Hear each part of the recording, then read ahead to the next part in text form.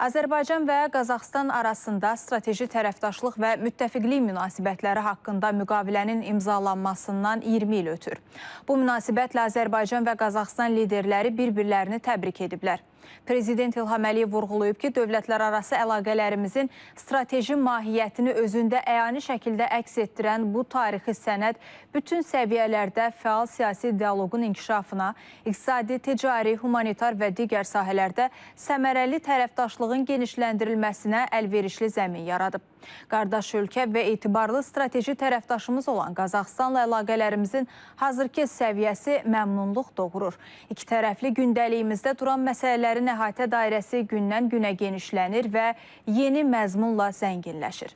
Qazaxıstan prezidenti Kasım-Jomart Tokayev isə qeyd edib ki, ölkələrimiz arasında əməkdaşlığın əsas sahələrini əhatə edən bu tarixi sənəd Qazaxıstan-Azərbaycan əlaqələrinin inkişafında mühüm mərhələ olub və bir çox sahələrdə əməkdaşlığın möhkəmlənməsi üçün güclü zəmin yaradıb.